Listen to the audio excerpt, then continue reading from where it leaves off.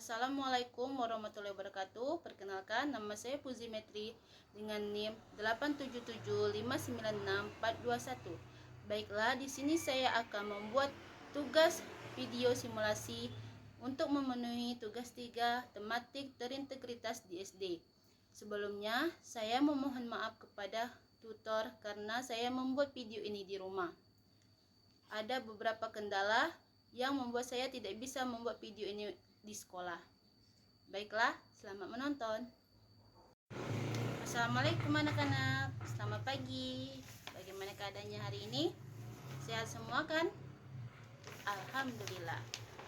Baiklah, sebelum kita memulai pelajaran seperti biasanya, sebaiknya kita membaca doa terlebih dahulu ya, dipimpin oleh ketua kelas. Doa mulai.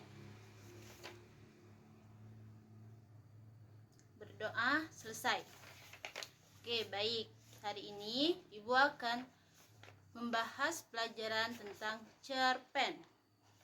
Di sini semuanya tahu apa itu cerpen? Iya, cerpen itu singkatan dari cerita pendek.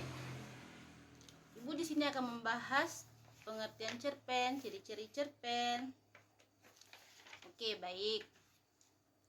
Sebelum kita memulai pelajaran, kita absen terlebih dahulu ya. Oke, semuanya hadir. Baiklah, di sini Ibu akan memulai pelajaran. Oke. Pengertian cerpen. Cerpen merupakan singkatan dari cerita pendek.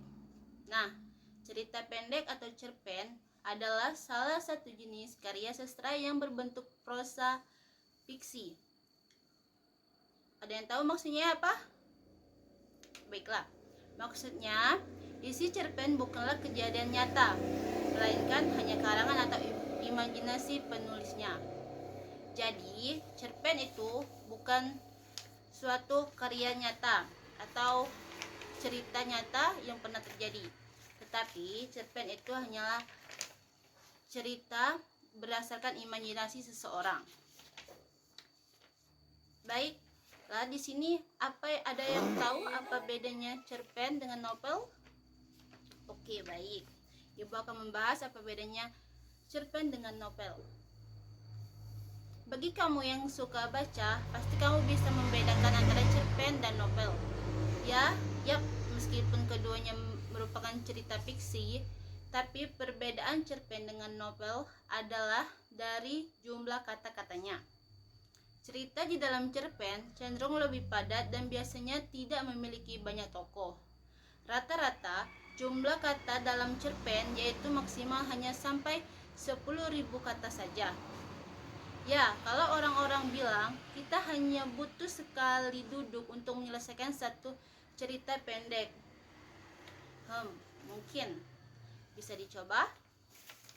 Oke, di sini ada yang sudah pernah membaca cerpen?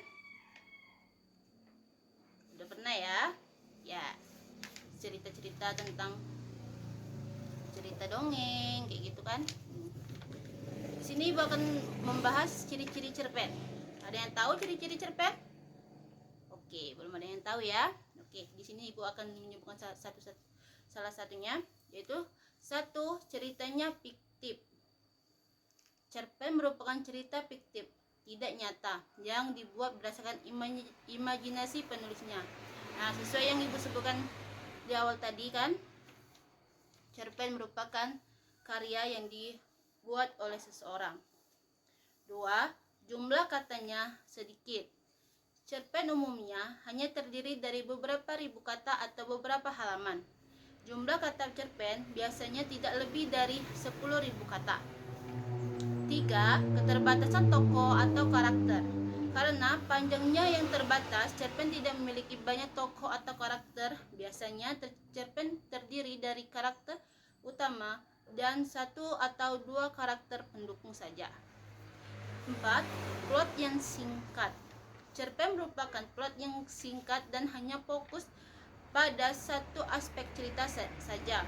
Hal ini yang membuat cerpen begitu disukai karena alur ceritanya yang ringkas, jelas, dan gak berbelit-belit. 5. Gaya bahasa yang padat. Cerpen ditulis menggunakan gaya bahasa yang padat dan menggunakan kalimat efektif. Ini dilakukan untuk meminimalisir penggunaan jumlah kata agar tidak terlalu bertele-tele. 6. Punya kesan mendalam. Oke, itu tadi merupakan ciri-ciri dari cerpen. Selanjutnya, Ibu akan membahas tentang fungsi cerpen.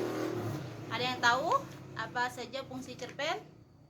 Baik, Ibu akan menyebutkan beberapa fungsinya, yaitu 1.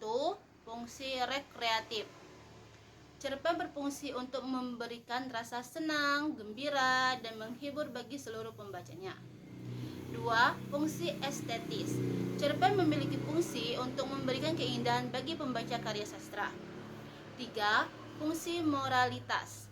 Cerpen dapat memberikan nilai-nilai moral kepada pembaca sehingga mendapatkan pengetahuan tentang hal-hal yang baik dan hal-hal yang buruk.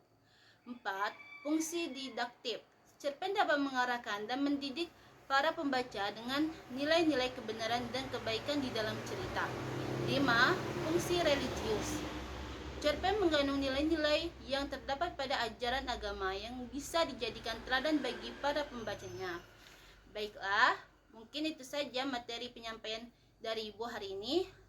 Kiranya anak-anak mau bertanya, Ibu persilakan. Baik,